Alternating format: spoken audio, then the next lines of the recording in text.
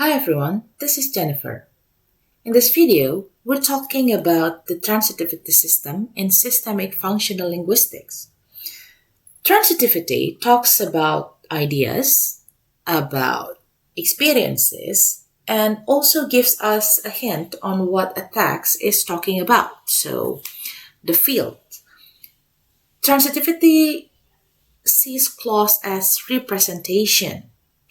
This is in the sense that the choices we make when producing a certain text will create a certain representation about that topic in the text.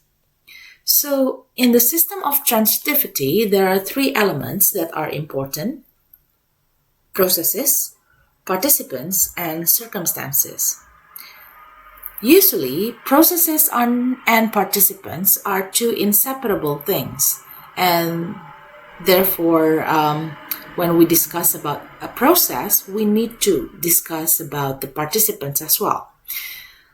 Circumstance is the one that we're going to discuss in this video. So I'm going to put processes and participants in a different video because I don't want this video to be too long. Okay, let's move on to the circumstance then. Circumstance in formal or traditional grammar, we know circumstance as adverb. It gives more explanation, it gives enrichment to a text by providing the time, the place, and other types of circumstance and information that we may need to understand a text more. In functional grammar, there are several types of circumstance. The first one is the circumstance of time. It talks about temporal things. So it gives us information about time, such as John goes to church every Sunday. Every Sunday is the circumstance of time. And of course, we also have the usual one, the circumstance of place. Talks about space. So where does John go every Sunday? So it will answer the question where. Another type of circumstance is the circumstance of manner.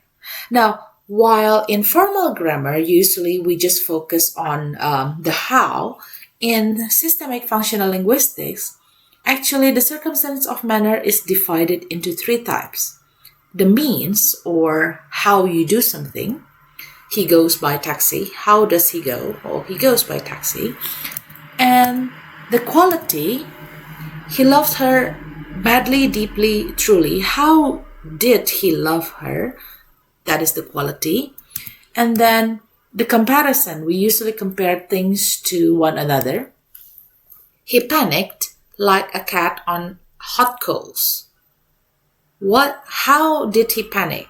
He panicked like blah, blah, blah. So this is the circumstance of manner.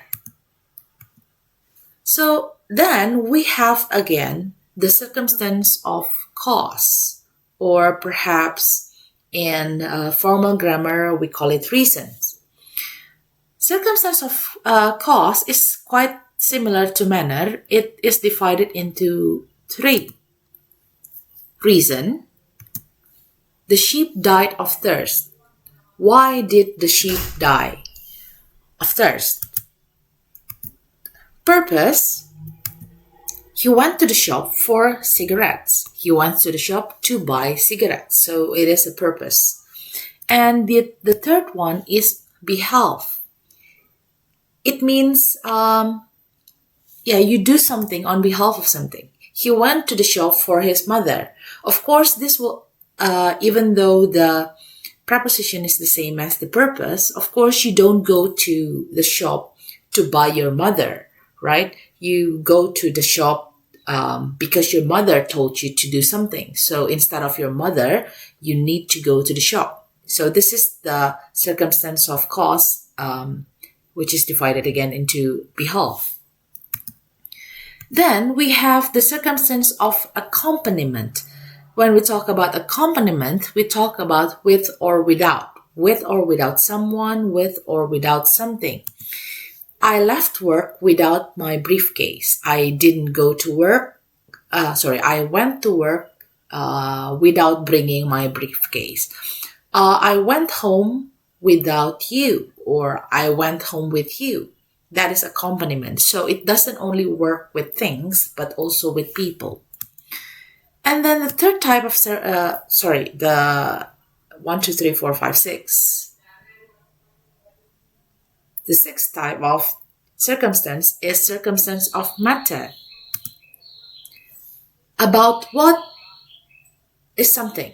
So, what is something about? That is circumstance of matter. This book is talking about functional grammar. This story is about a princess and the pea, for example. And we have the circumstance of role. As what? He lived a quiet life as a beekeeper.